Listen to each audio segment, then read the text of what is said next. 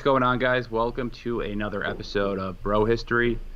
It's Henry Zamota and Danny Abdeljabbar. Danny, what is up? Are you done eating that Twizzler? I'm not. I'm gonna eat the last little bite right here while we start the show.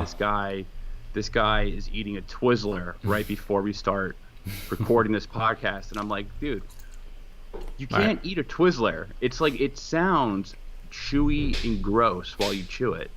It sounds like an old person eating oatmeal or something.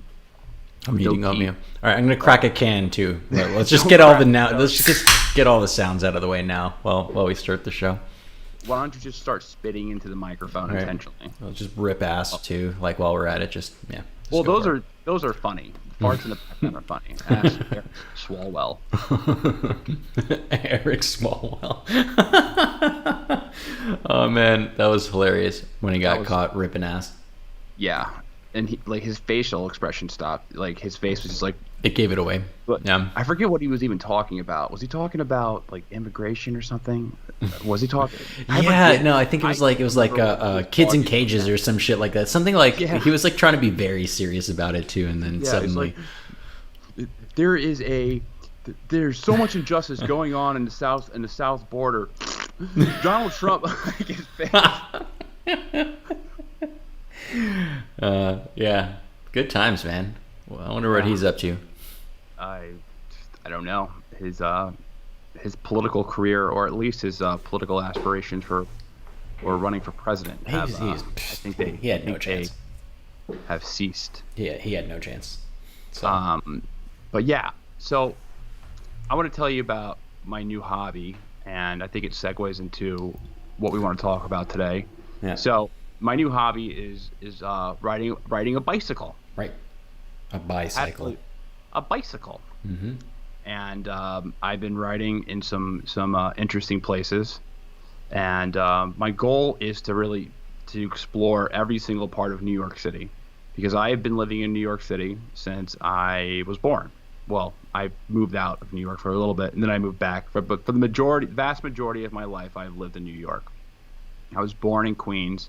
I moved to Manhattan after I graduated from college, and I've been living in Manhattan for 8 years now, or 7 years.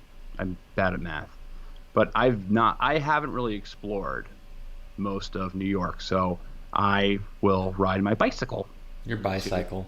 My bicycle to areas I've never been to. So I've been going to the Bronx lately to explore that, because that's besides going to Yankee Stadium, I really have never. You don't go to the Bronx.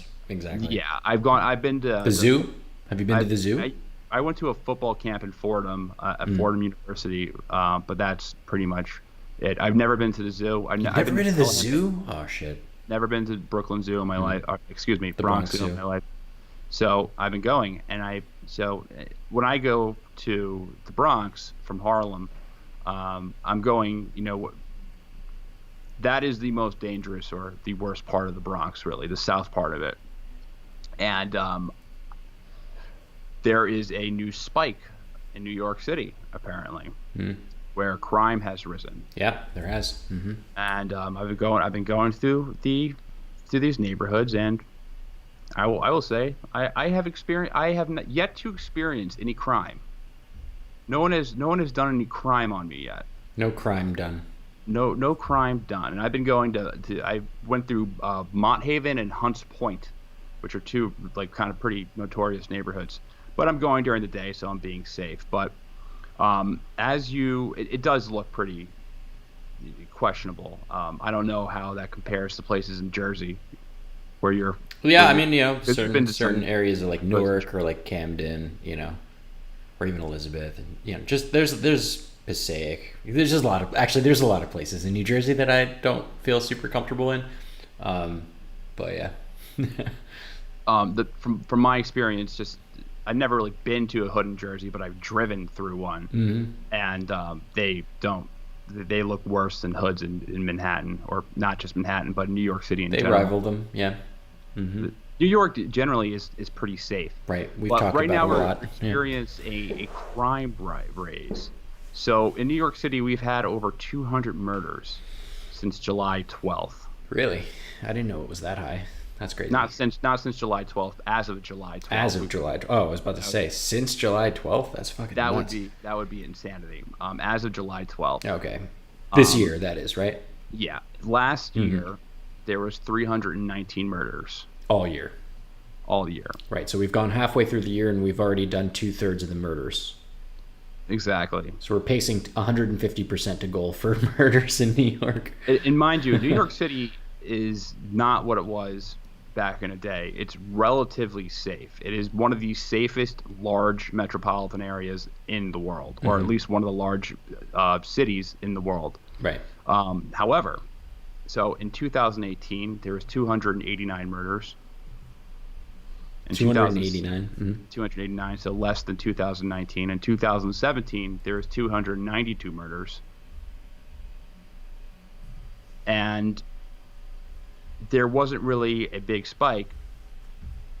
The last time New York City was pacing like over 400 murders was back in 2012 when there was 414.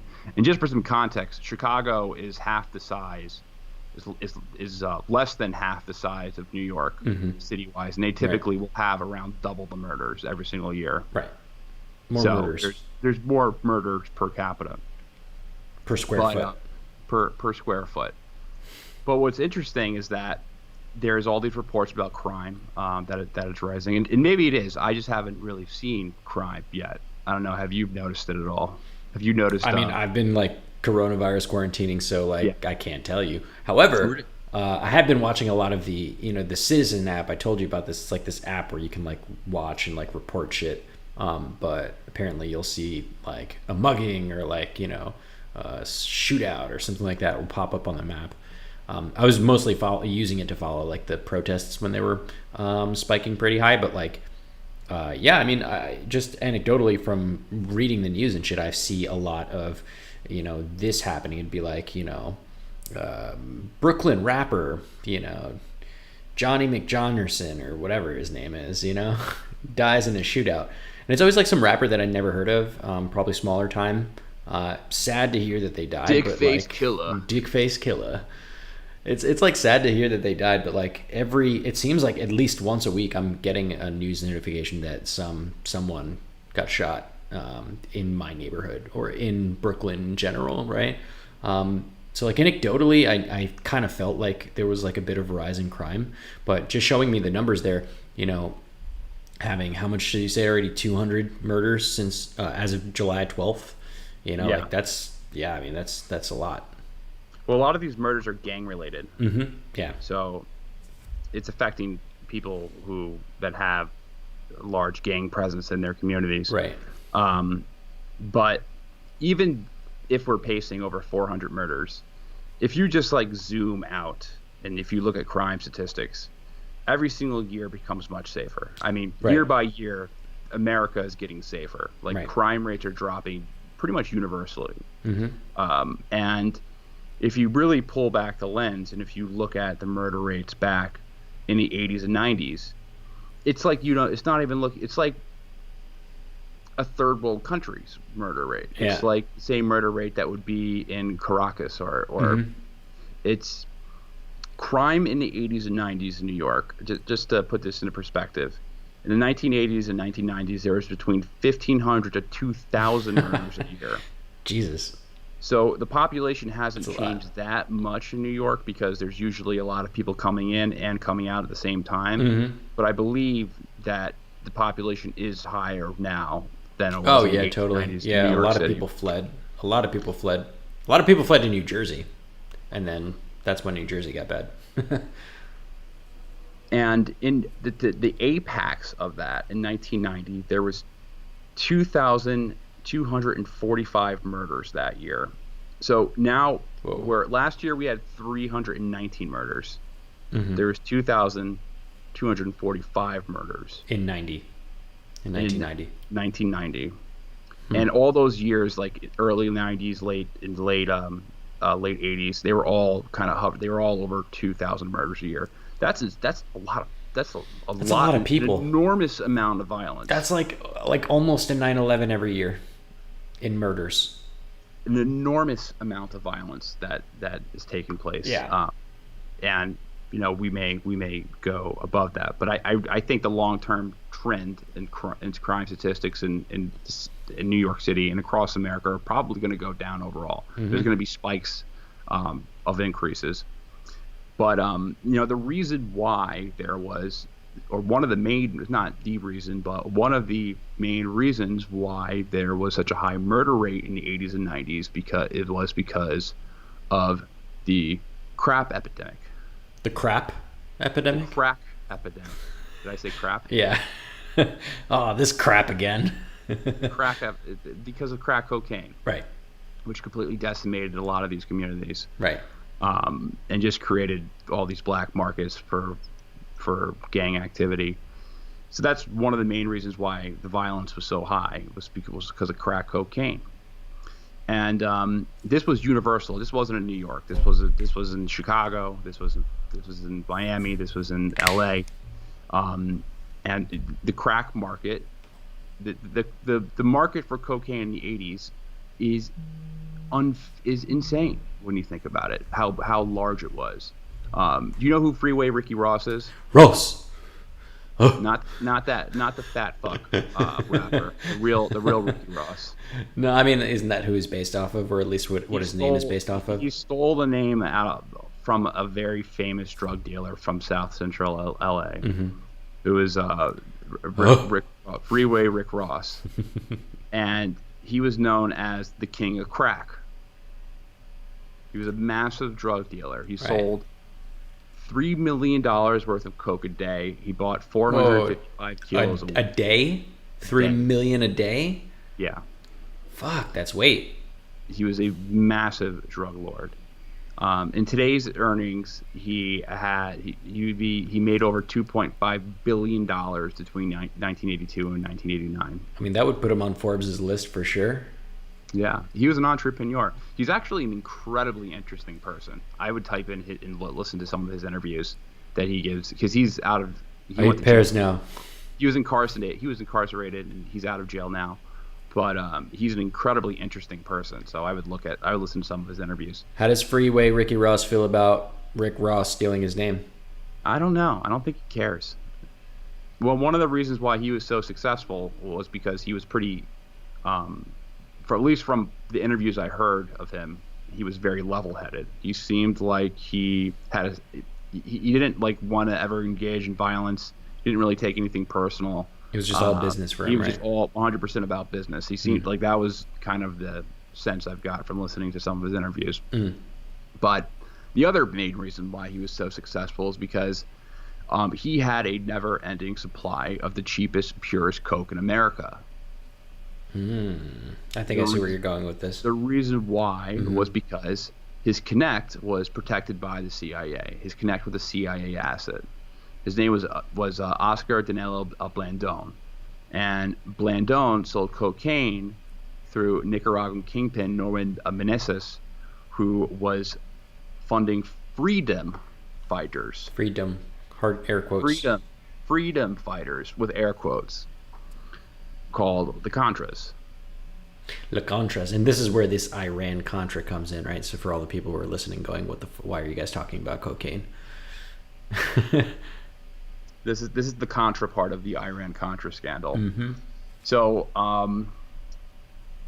in 1996, the San Jose Mercury News, they published a 3-part investigation titled "Dark Alliance," the story behind the crack explosion, and it was written by a journalist named Gary Webb.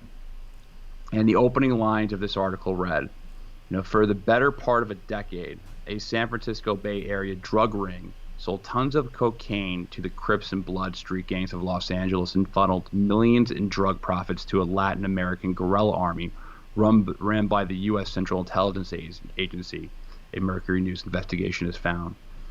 This drug network opened the first pipeline between Colombia's cocaine cartels and the black neighborhoods of L.A., a city now known as the crack capital of the world. The cocaine that flooded in helped spark a crack explosion in urban America and provided the cash and connections needed for LA's gangs to buy automatic weapons. It is one of the most bizarre alliances in modern history. The union of a U.S.-backed army attempting to overthrow a revolutionary socialist government and the oozing, toting gangsters of Compton and South Central Los Angeles. So Gary Webb was reporting that the CIA-backed Contra rebels were involved trafficking cocaine to the U.S. in order to finance their counter-revolutionary campaign. That's fucking crazy. Which had a direct link on the explosion of crack cocaine in California.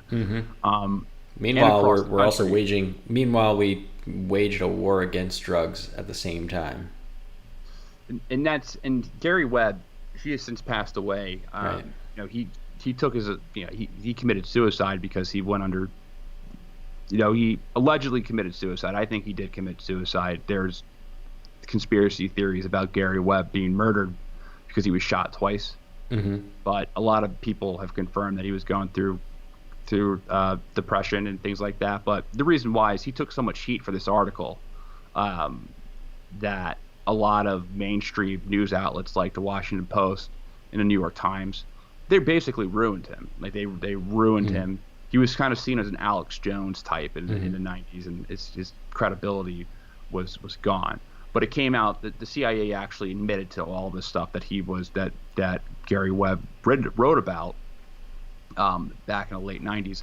And what all this information, this report wasn't anything really new. I think Gary Webb was the first reporter. These stories were coming out of the 80s a lot about the Contras being involved in narcotics. Gary Webb linked it to the crack. He did it again. Crack epidemic. Which would essentially link a lot of really horrible suffering in black communities directly to the Reagan administration. Right. So it became they controversialized him, just like they did a lot of people who are covering the Iran-Contra affair. So So I mean, like, this is fucking crazy. Like what you're like. I think our reaction here is pretty mild for what it is. What you're telling me, and what essentially we're telling the world right now, is that some rebel group in Nicaragua was funded through drug money here in the United States. Like, how fucking nuts is that? Well, there was a lot of ways that they were funded, and it's not out of the ordinary when you think about like how black markets are funded. But where do you think the profits from? By the United States, though. It's one thing if they were doing it on the black market just straight up. Like, okay, I get it. Well, it was a black market. Essentially, what it was is that CIA assets or agents were selling drugs. They weren't CIA officers. They were CIA agents. Right. They were assets. They were pretty much given the green light to sell drugs across the U.S. because they were protected. They were part of they were fighting the Sandinista government. But I think we should pull this back before we get too lost in the weeds, because the cocaine trafficking is a very small part of this. It's not the entirety of the scandal. Right. So it's an interesting part, though. It's an interesting part. But let's pull this back to South America and the Nicaraguan revolution and the history of coups in Latin America that have been really going on since the early 20th century. The U.S. has a very long history of using Latin America as a sandbox. You can name more countries that have been overthrown by an intelligence agency in the U.S. than have not. Like, I'm having trouble just like thinking of a country in Latin America, a South American or a Latin American country that has not been overthrown by the CIA. Paraguay in 1954, Brazil in 1964, Chile in 1973, Argentina in 1976. As an example, so Operation Washtub in 1954, the CIA planted Soviet weapons in Nicaragua in order to blame it on Guatemala. So the CIA put weapons on the Nicaraguan coast to be discovered weeks later by fishermen who were in the pay of the Nicaraguan President Somoza. And it was all part of an effort to overthrow President Arbenz of Guatemala and install a military dictatorship of Carlos Castillo Armas. And this, he was just one of the first in a series of U.S.-backed authoritarian rulers in Guatemala. Yeah, I mean, the U.S. actually had been involved, like you said, in pretty much every country, but in Nicaragua specifically since at least 1909. And the U.S. mostly supported conservative groups in that country, right? And one in particular, and you mentioned his name, Anastasio Somoza Garcia. He was particularly bad, I think. So lots of inequality under his reign, shit ton of corruption. And I think where this like Iran-Contra, or the Contra part of the Iran-Contra scandal kind of kicks off, I think is around like 1961. So at this point, like a bunch of these lefties got super pissed off at the Somoza government and organized into what would be known the FSLN, or the Sandinista National Liberation Front, and they were named in honor of their leader Augusto Cesar Sandino. Then, like in the early 70s, the Sandinistas basically got a ton of local population support in Nicaragua when it came out that the government of Somoza had embezzled millions of dollars that was intended for victims of an earthquake in 1972. So basically, they mishandled that issue, that crisis, and they embezzled a shit ton of money. And suddenly, the Sandinistas looked like a really great option. And obviously, the Somoza government was almost dictatorial in its fashion. So their response to this was to impose heavy censorship, torture, and basically mobilize the National Guard of Nicaragua, which is different than what we would consider a National Guard here. For them, it was almost like an SS Guard. It was like a paramilitary group. It wasn't like an actual government force, So he basically used these thugs to just crack down and try to hold an iron fist. And at this juncture, I think we're at 77. Jimmy Carter cuts off aid to Nicaragua in response. They're like private armies. Yeah. That's what they are, these National Guards. Yeah, and Somoza was a typical brutal South America or Latin American, Central America, Latin American dictator, which there were plenty of at that time. Mm-hmm. And in 79, the Socialist Party overthrew the government. Right. That's when the Sandinistas, basically, they were like, all right, after a while, they were able to take over. But the thing is that, the Sandinistas, they were like the moderate rebels. There were groups within the Sandinistas, right? They were kind of, not one whole cohesive party or anything like that. And there was this one group, fuck was their name? It was like the Tercernistas or something like that. I forget the exact name of it, but they were led, they were the dominant faction within the Sandinistas, and they were head up by this dude named Daniel Ortega. And basically, this guy, he basically formed these alliances with non-communist groups that were opposed to the Somoza government, with the aim of setting up like social democracy as like a transitional system to eventually get to a pure communist system.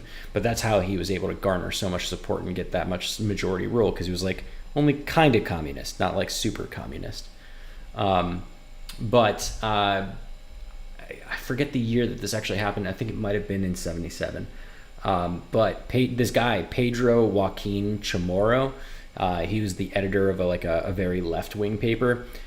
He was assassinated that year by Somoza and the Somoza government, and this was like tinderbox. Like, this was the straw that broke the camel's back. This caused riots like literally everywhere in the capital and in other major cities in Nicaragua.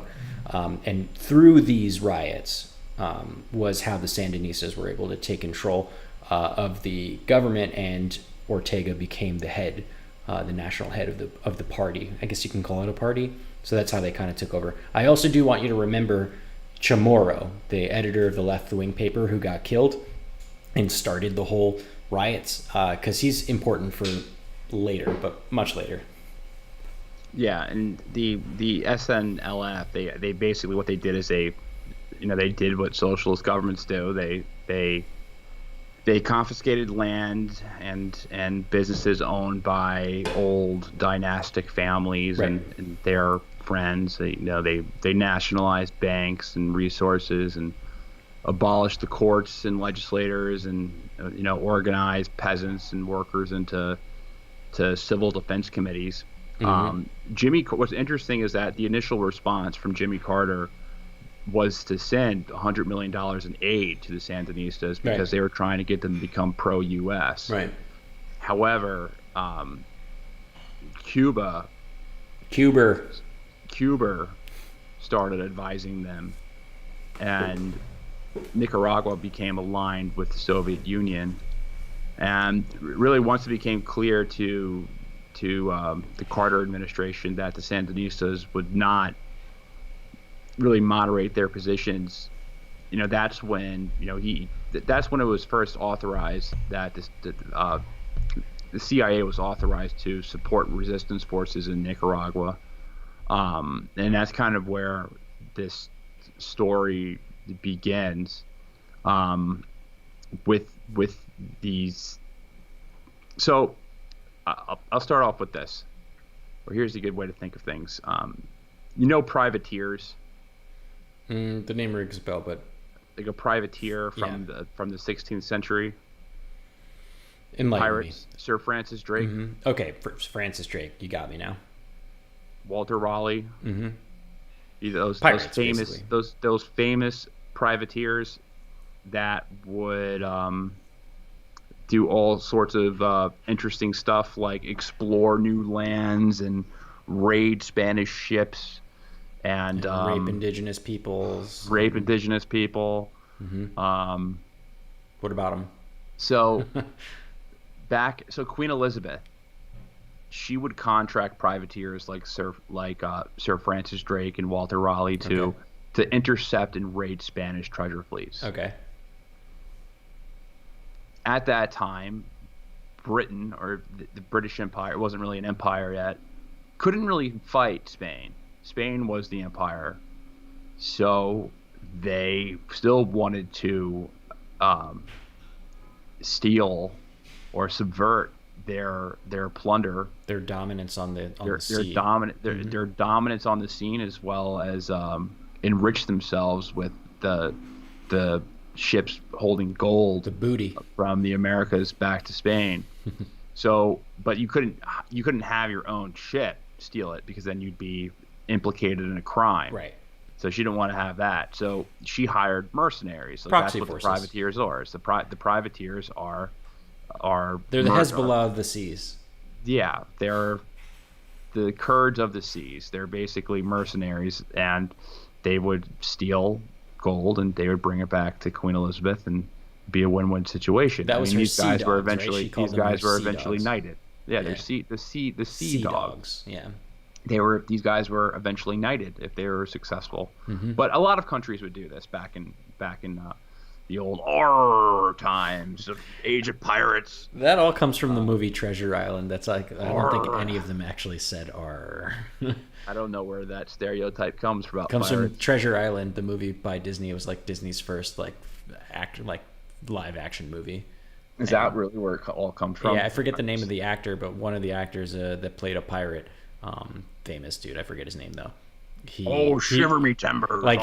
He really dialed that shit up, and he was like, he made that his own. And since then, we've been thinking that pirates are all like, yar. I'll make you, in another word, I'll make you walk the plank, and you'll be living in Davy Booth's locker?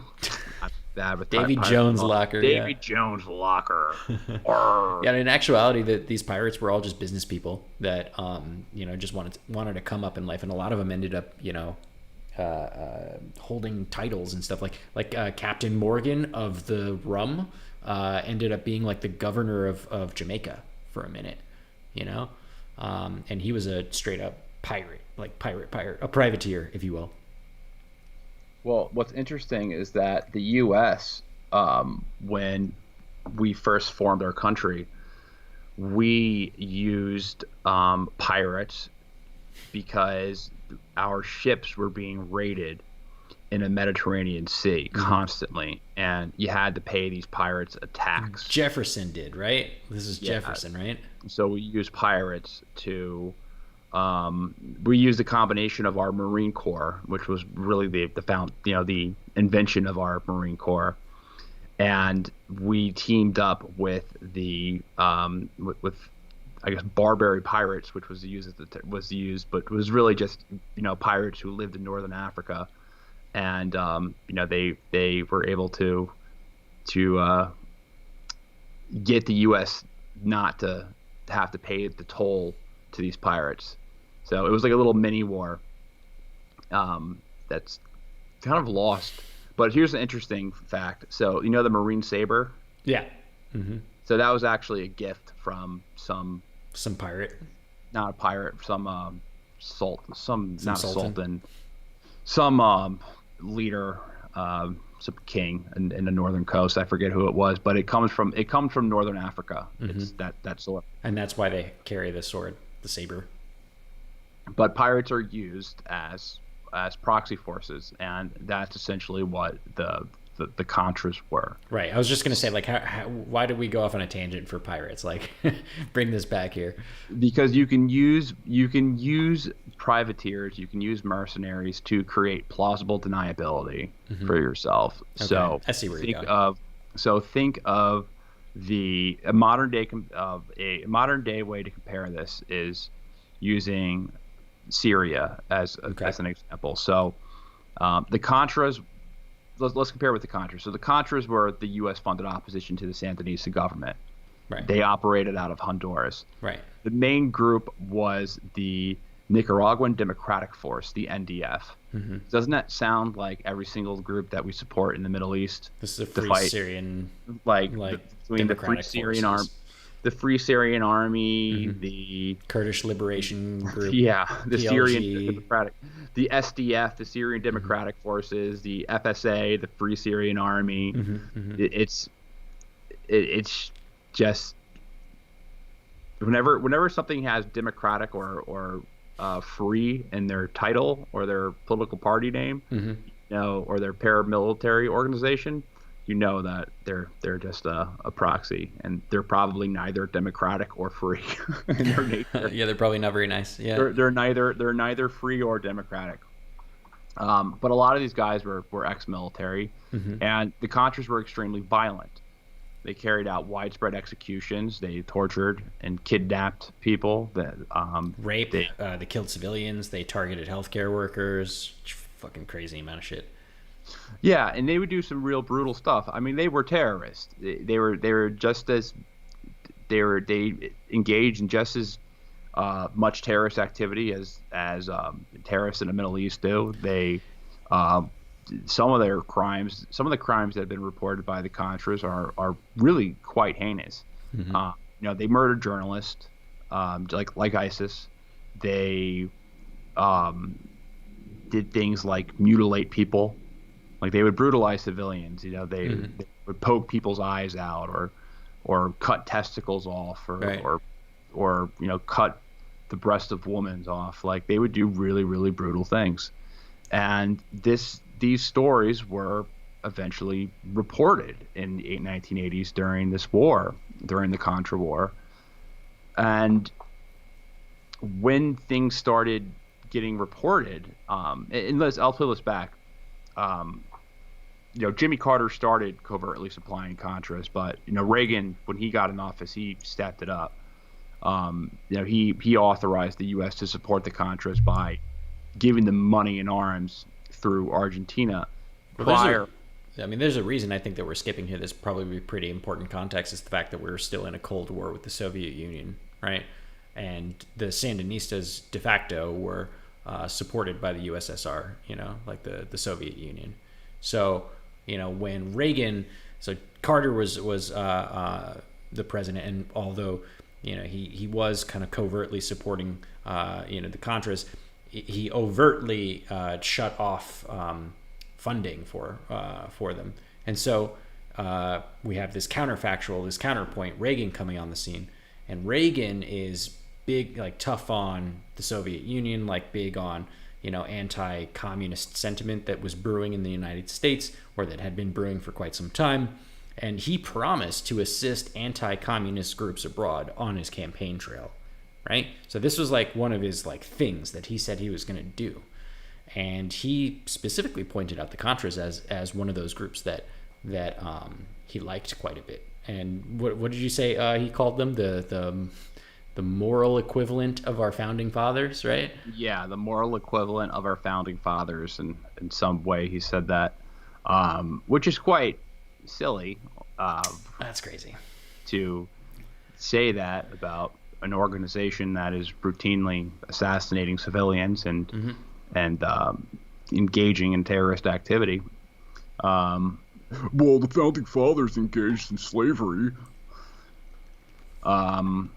It's good. It's a good argument. It's true. The founding fathers engaged with slavery. Minutemen were basically guerrilla fighters, The Minutemen. So, yeah, they were basically guerrilla fighters, but I wouldn't compare the two. I don't think that there was like any type of search for it was an insurgency, freedom man. and liberation. It was an insurgency. It was an insurgency in the British colonies. Like, case in point, they were terrorists. They threw tea in the harbor in Boston. Yeah, what a terrorist act.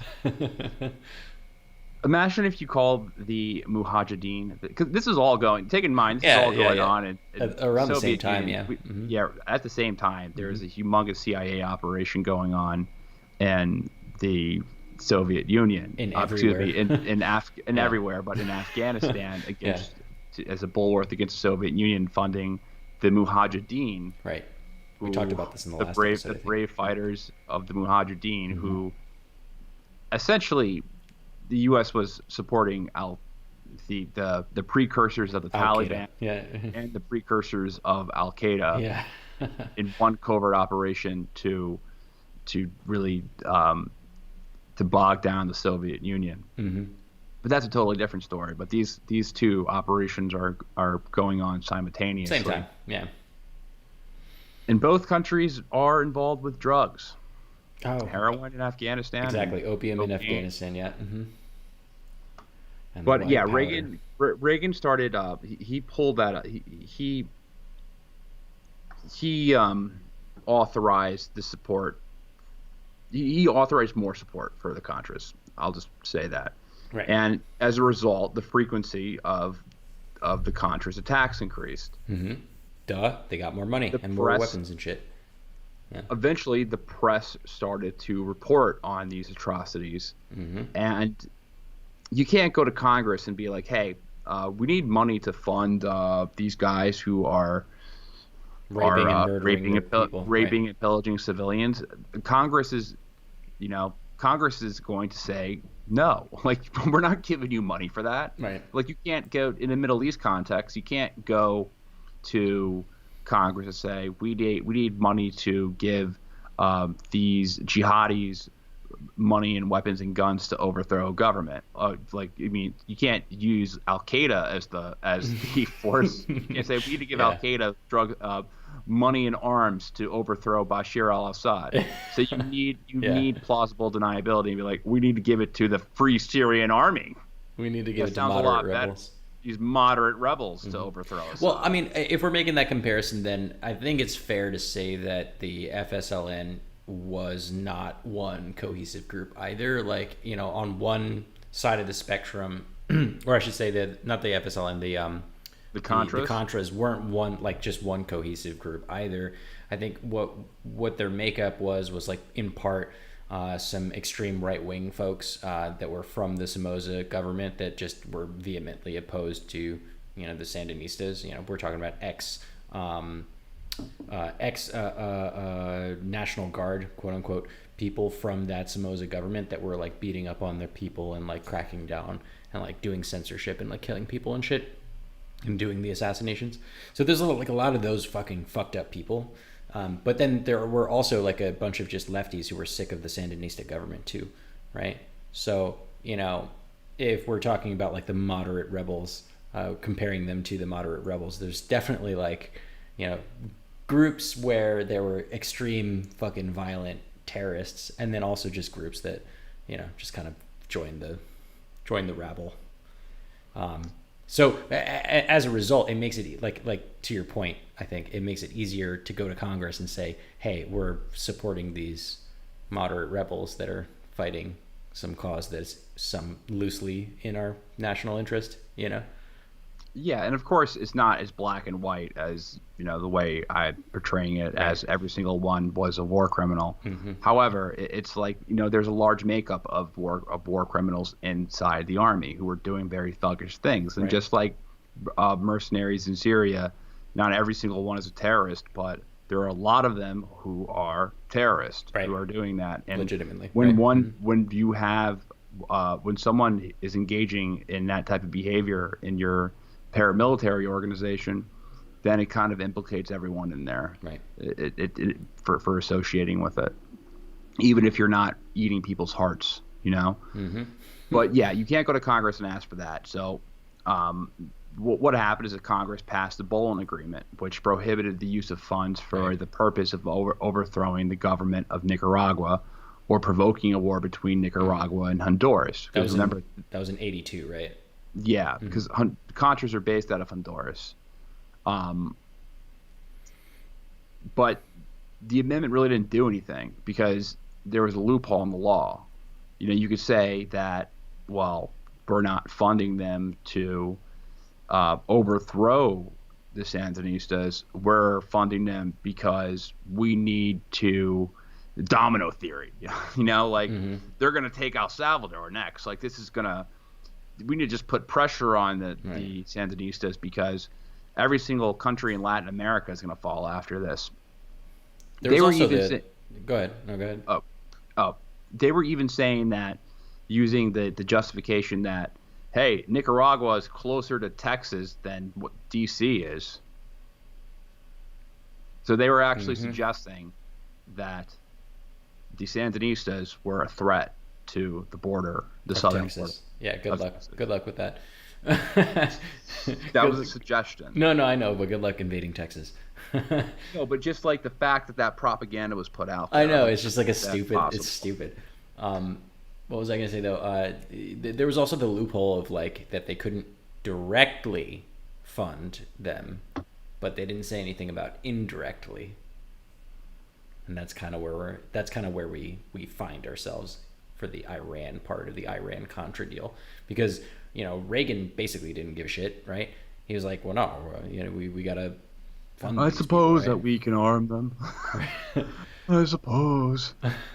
So he basically asked his national security advisor, Robert McFarlane, to figure out a way to get it done, and McFarlane basically looked at Iran. Well, what happened was that well, sorry. They didn't really. They were still pretty much openly funding the Contras after that. Mm-hmm. But they created another amendment that actually limited. So there was a second Boland amendment that completely cut off funding. So the second amendment said that the appropriations or funds made available person to this authorization bill to the Central Intelligence Agency, the Department of Defense, or any other agency or entity of the United States involved in intelligence activities may be obligated or expended for the purpose or which would have the effect of supporting directly or indirectly military or paramilitary operations in Nicaragua by any nation, group, organization, movement, or individual. So the second Boland amendment that became law, I believe in '84, that there was really no language that was left up for interpretation of that. If funding the Contras is legal or not. Mm-hmm. And the CIA was doing, they were doing what they a lot of wanted fucked to up. do. A lot of these war crimes can be directly linked to the CIA's training, the leadership of the Contras. Like they wrote a manual called the Psychological Operations in Guerrilla Warfare, Mm-hmm. and it was a how-to guide for an insurrection. It advised hiring professional criminals and neutralizing judges and executing civilians and inciting mob violence and attacking soft targets like schools and health clinics and blowing up infrastructure like refineries and pipelines. Like it was a guide from the CIA that was given to the Contras to show them how to revolt, to show them how to pretty much cause as much confusion and chaos as possible. So the CIA was very much involved in a lot of these war crimes, and in addition to looking the other way, as a lot of these drug lords were using narcotics monies to fund the operations, but they had to revert to covert funding after the second Bolin Amendment. So they had to find alternative methods to fund the Contras. And McFarlane, one of the first ways they did it was through third country funding. Right. We're talking about our best friends in the Middle East? Yeah, we're talking about Saudi Arabia, mainly Saudi Arabia. So Robert McFarlane solicited money from other countries, and Saudi Arabia provided $32 million to the Contras. And there are other countries too that provided money, but like Saudi Arabia provided the most, of it, right? The majority of it.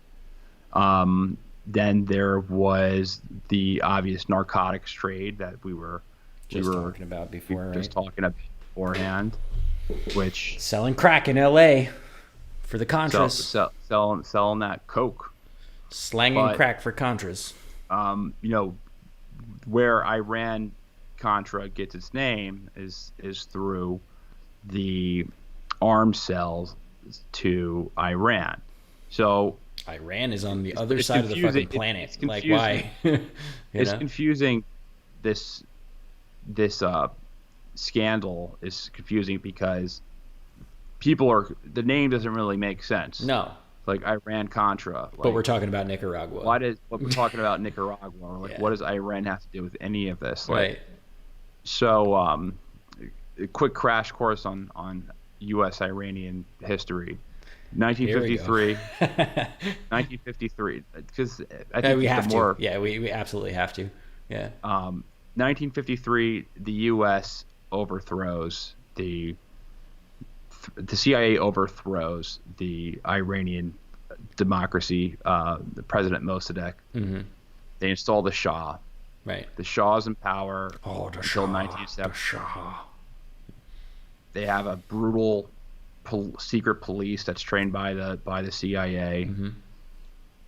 He's overthrown in 1979.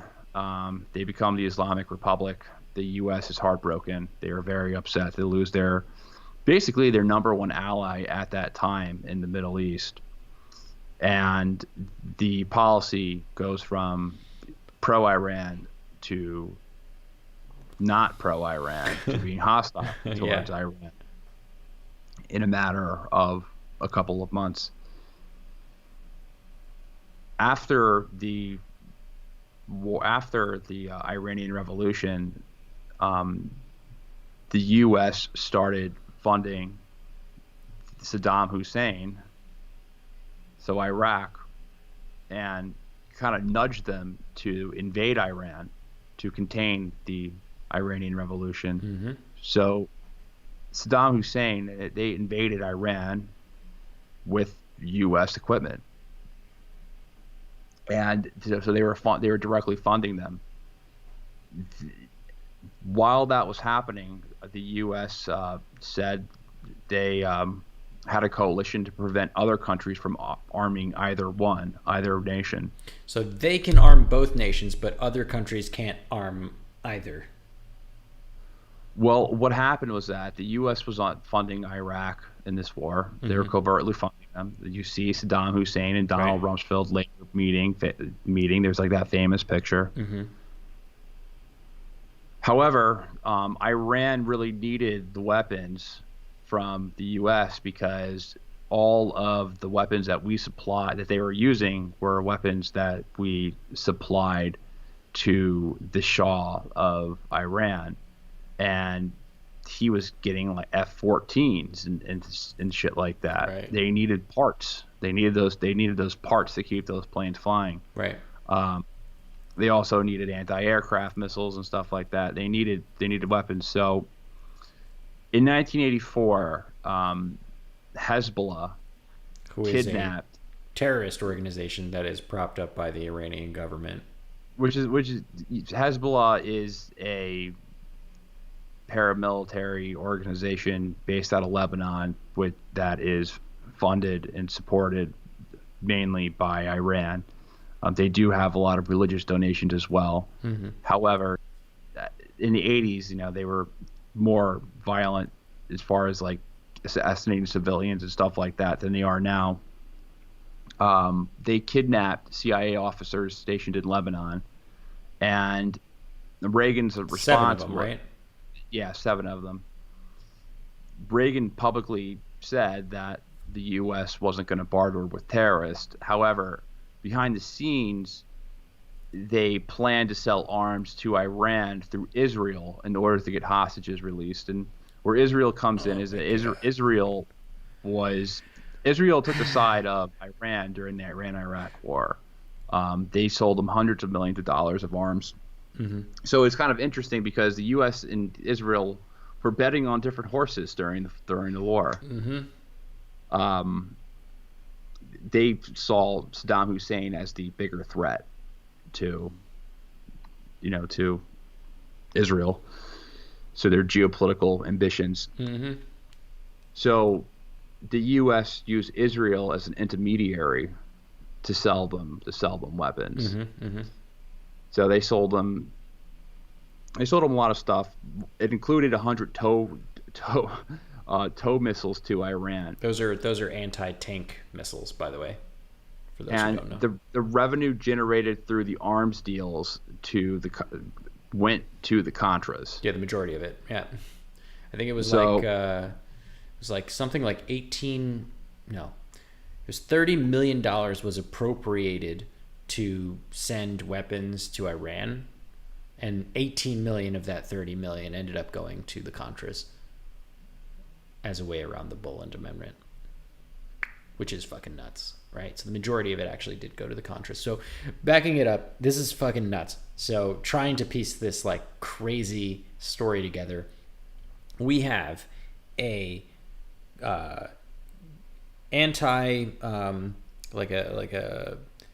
guerrilla organization called the Contras in Nicaragua that is trying to overthrow a Soviet Union backed government in Nicaragua.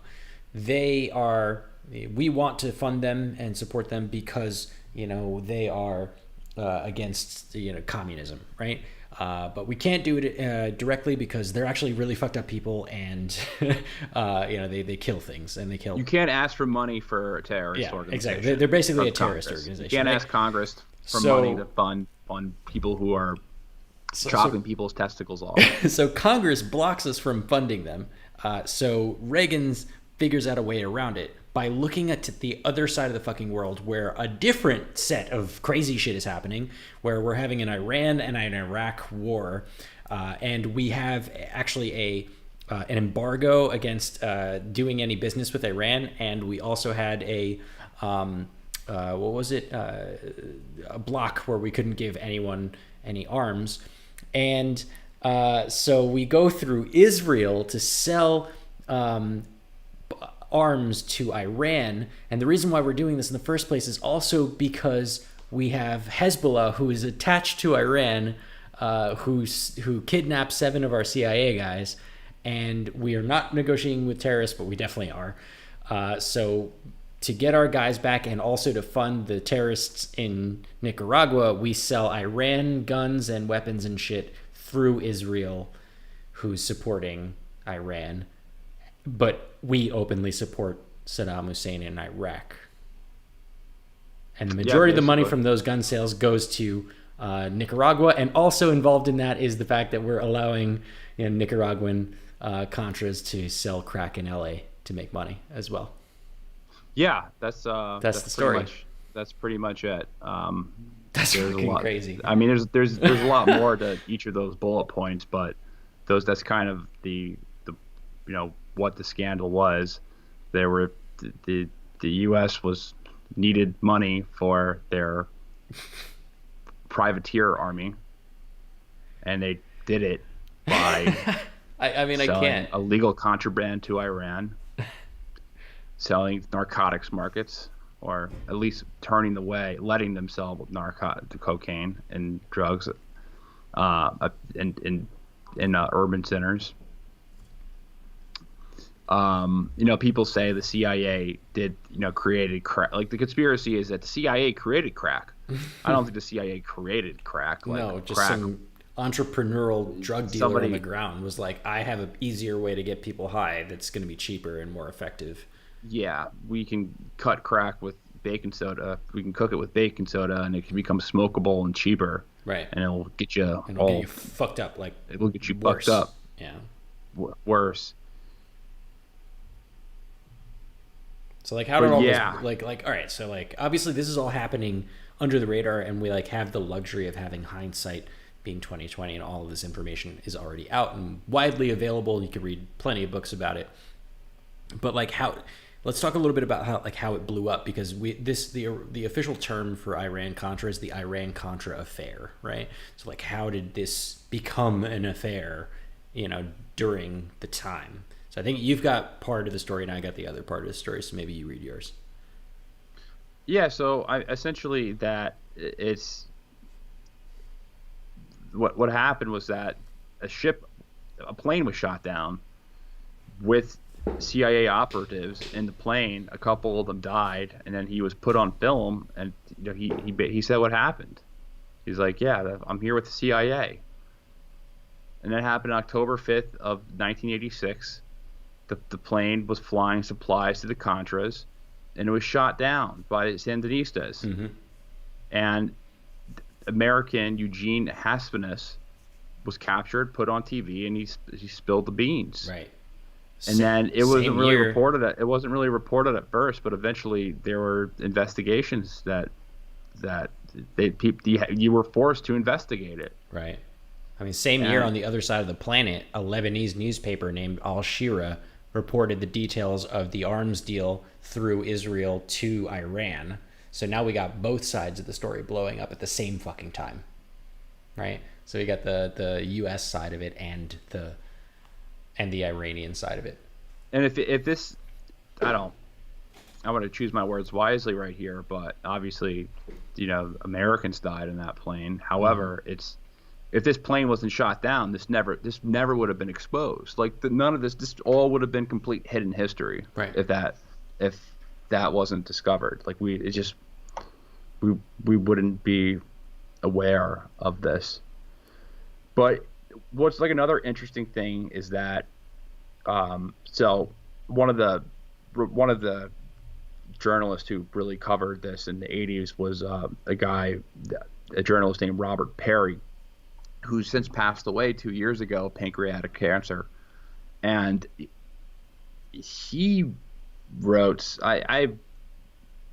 he has expressed a lot of the just challenges of writing this story, how mainstream media outlets would really go after journalists who would be covering the Iran-Contra affair, or who would be covering the Contras in a negative light, and how organizations like the Washington Times, which is a very right-wing news outlet, mm-hmm. were essentially formed to be a watchdog and protect the Reagan administration. And it's interesting that the media really liked Reagan. He was in the pictures. Yeah, he was a very likable guy. I think he was in the pictures. I mean, Reagan. Right. Ronald and Nancy are coming over. Put on your best dress, honey. I mean, hey, Ronnie. Hey, Nancy. You look great in that dress. Sit down. Hey, Ron, you want to have cigars with us? Hey, so tell me, when you were in the pictures. I mean, I feel like Ronald Reagan had the swag that Trump wishes he had. You know, he also enjoyed the popularity, the polling, and the approval ratings that Trump wishes he had. You know, this guy. You know, there was huge investigations that popped up after this, but Reagan basically denied that he ever, you know, knew anything about it or that he had any direct involvement with it. What happened was that the old age was like, oh, he's just too old. Yeah, he's like, he kind of got away. He doesn't remember this. When he left office, he had the highest. What he had for cereal this morning. I mean, when he left office, despite all this shit, he had one of the highest approval ratings in like U.S. history of any president. So like, meanwhile, all this shit is going down, and people got convicted for this shit. Like, mad people got convicted. So it was like, first of all, there's this dude Oliver North, who I'd like to talk about kind of more in depth a little later, but he was on the National Security Council, and he was like very much involved in, you know, orchestrating a lot of these deals to sell the weapons to Iran. And he basically comes forward on a televised, thing and acknowledged the fact that he had diverted funds to help out the Contras and that Reagan knew about it. And Reagan still got off, like, you know, with no issues.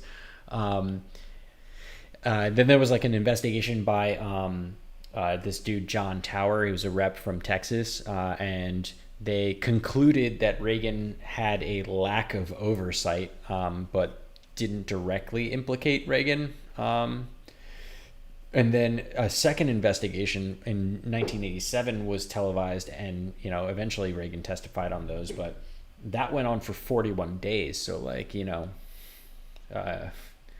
what was it? You know, the Ukraine gate, eat your heart out. This one lasted quite long too. Ultimately Reagan wasn't charged, but plenty of people were convicted. So, Robert McFarlane, who we talked about earlier as being the National Security Advisor for Ronald Reagan, Oliver North, the National Security Council guy, this dude John Poindexter, who we didn't talk about, but he was also important. Don't really have time to get into him. Elliot Abrams.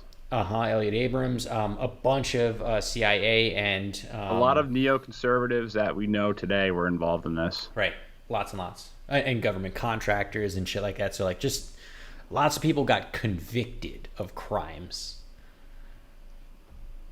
But Reagan ended his administration with the best approval rating, which is nuts. George H.W. Bush, he referred to the neoconservatives who were involved, like Elliot Abrams and Michael Dean, as the crazies in the basement. And he gave them South America to play with. They gave him South America to play with, but, you know, they would never let them have. He's like, we would never let them have real power in the Middle East. Well, they ended up getting real power in the Middle East. They got what they wanted. They ended up getting it. They were just practicing in this. Yeah, it's kind of what it was. In America, I feel like it was a big just test run for sandbox. You know, a sandbox for what happened in the Middle East, but with the invasion of Iraq, along with. Right. And Afghanistan, for that point, for that matter. Afghanistan, as well as even now the Syrian war. Mm-hmm. Benghazi, though. The most interesting thing is, well, yeah, Benghazi as well. Yeah. It's just on the same line. Libya. Yeah. Oh, the most interesting thing though is that a lot of these guys were pardoned by George Bush or Bill Clinton afterwards. They were just like, you know, you were absolved of your sins in the name of the Father, the Son, and the, you know, Holy Spirit. Everyone's given presidential pardons, so there was no consequence. There's just no consequences. It really makes me feel like less upset about Trump commuting Roger Stone's sentence now, because it's like, I guess in contrast to some of the stuff that I'm reading about for the Contras, it's like, yeah, Roger Stone's a dick. One government didn't know what the other. One part of government didn't know what the other part of government was doing at all. Exactly. Like, that's the scandal. Like, right. There's one part of government that's lying to the other part of government about a war that has been prohibited, has been voted and prohibited, and they're doing illegal things to fund the war. Right. Like that. And the people who are involved with it, they are not as bad as what Roger Stone allegedly did. Roger Stone, I'm no fan of Roger Stone. I think he's a weirdo, and he's creepy. He's a creepy weirdo. I don't think he should have gone to jail. I don't really have an issue with him being pardoned. However, I do have an issue with Oliver North and Oliver North got a fucking TV show afterwards. Right. So it's like this kind of jumps into my like Nicaragua, my post story shit, right? But if you want to jump into the Oliver North one, yeah, I mean he was sentenced to 3 years, but it got dropped on appeal in the appeals process, and then later he actually ran for Senate in Virginia. He lost, but he did actually a pretty good job. And he wrote tons of books. A lot of them were bestsellers, made shit ton of money. And then he, like you said, he landed that cushy commentator job on Fox News where he was talking, I think he was doing like a military history or some shit like that on Fox News. And most recently, I think, in 2018, he was named the president of the NRA, which I think is fucking hilarious and totally appropriate because if you consider how many guns he was selling to Iran in his heyday, it makes sense that he would take over the National Rifle Association here. Personally, I think this is all fucked up. I think the reason why a lot of our systems of government suck so bad is because there's no accountability. People break the rules and break the law, and then some of them even get convicted and sentenced to things, and then we're just like, you're fine, go ahead, you're good.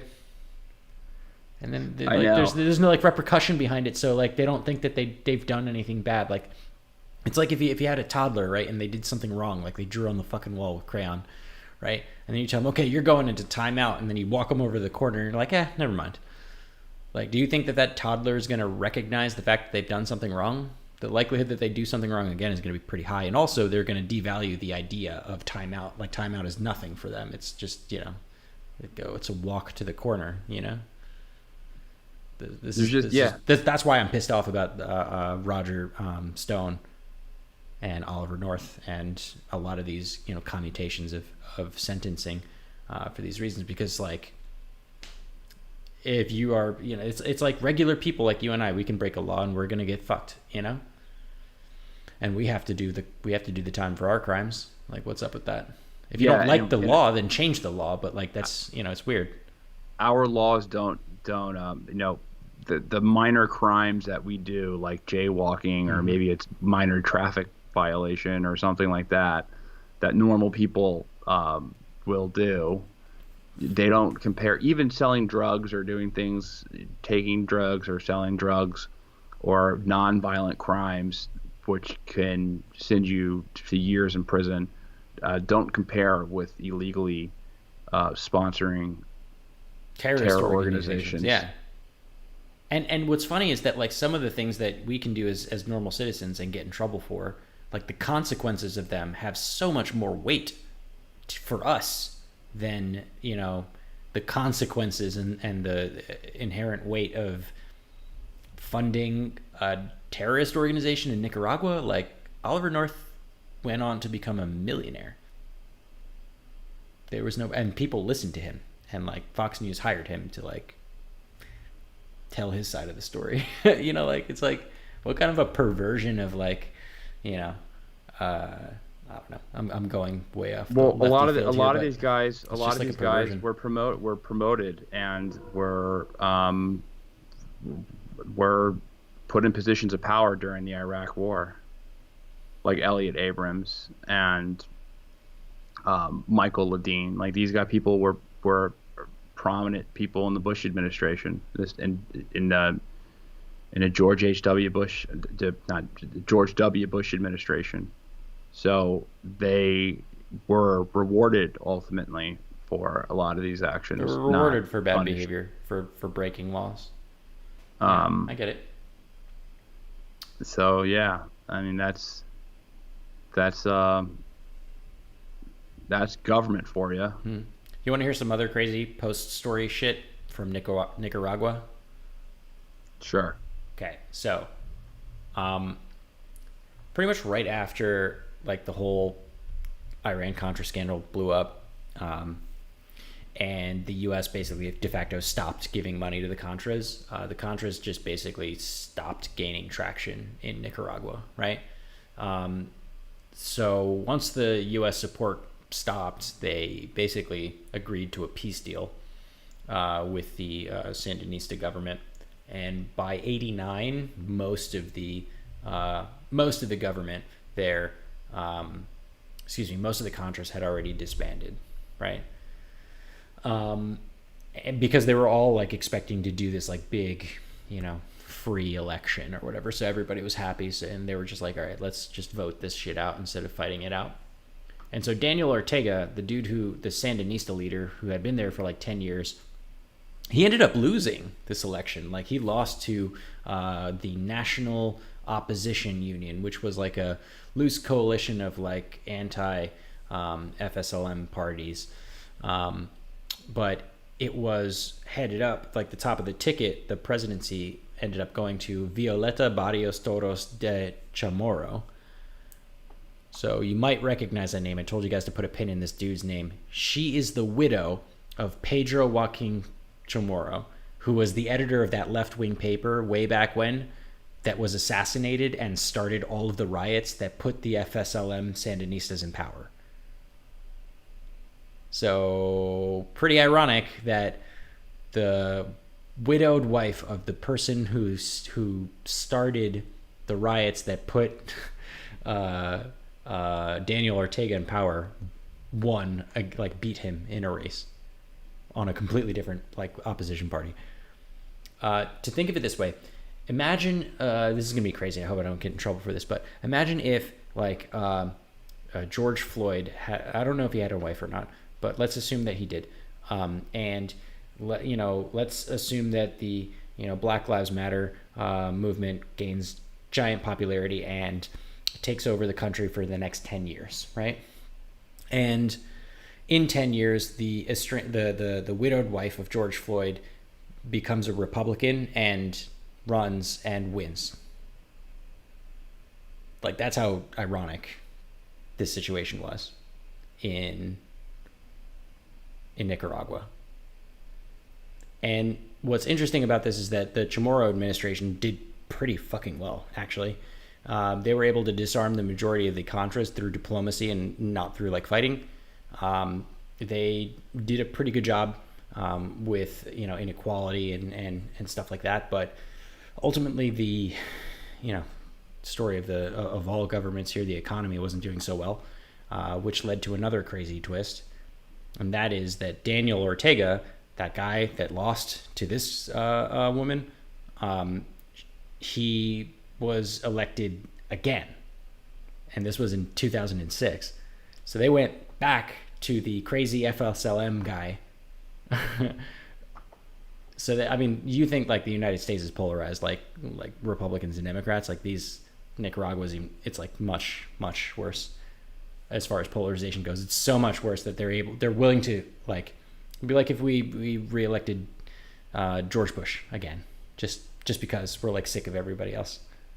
Let's just go back to George Bush, Now he calmed down a bit since the last time that he was in government. He's allowing much more U.S. investments, and he was setting up programs to combat hunger and increase healthcare. But apparently, he still cozies up to Iran, Venezuela, and Cuba.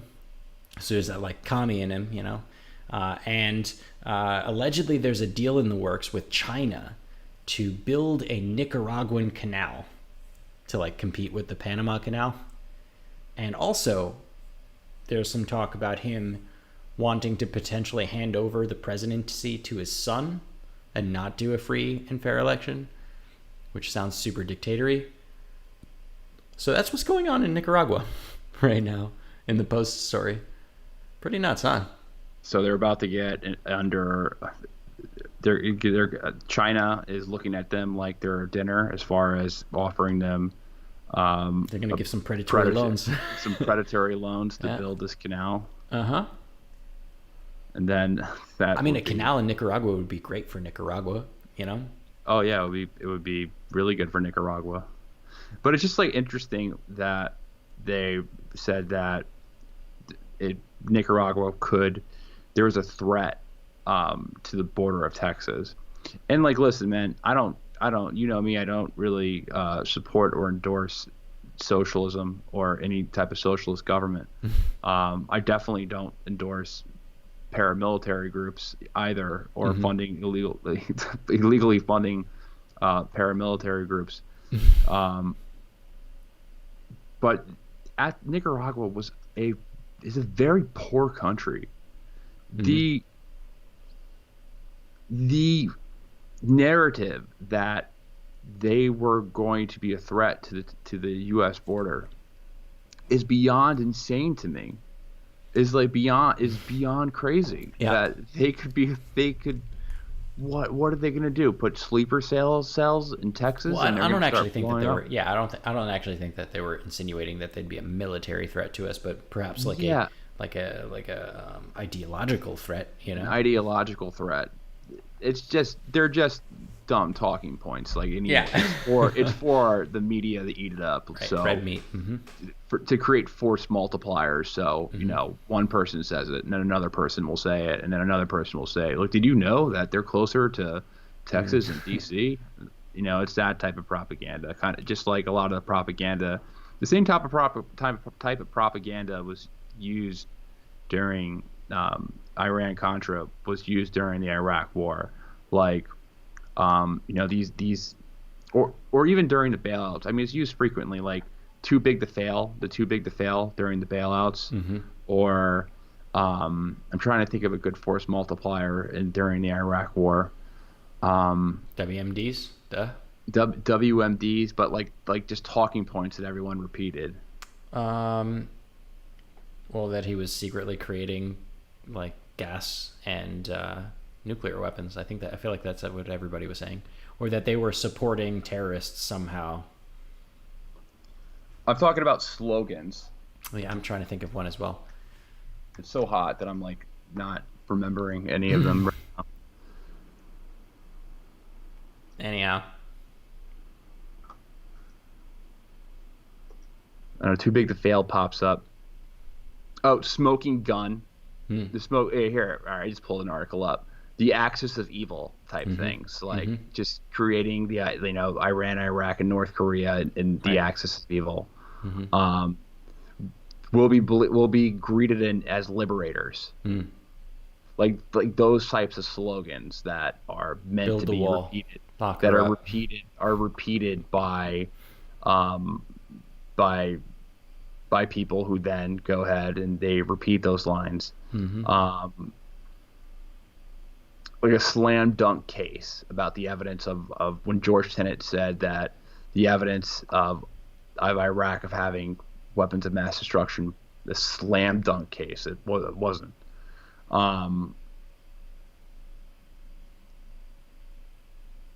It's shock and awe is another good one. I have a list I just pulled up. Yeah, that's a good one.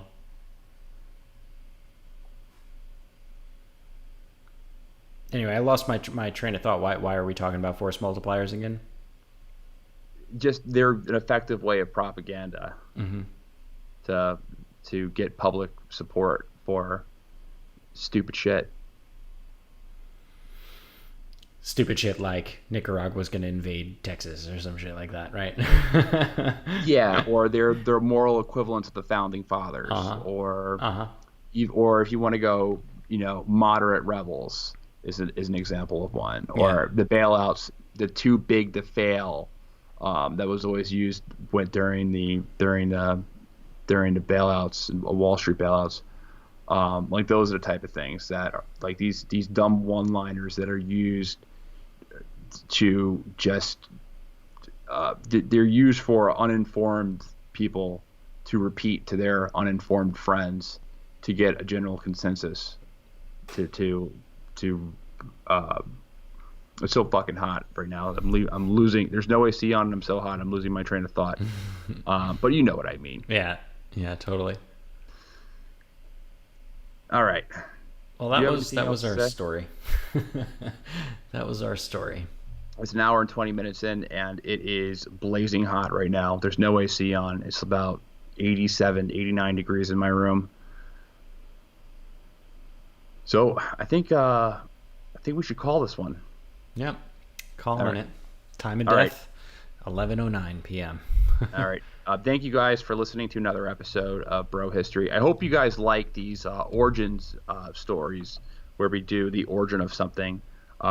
We've got some really good feedback on our Civil War episode as well as our World War I episode. So hopefully this Iran-Contra episode will get the same type of positive feedback.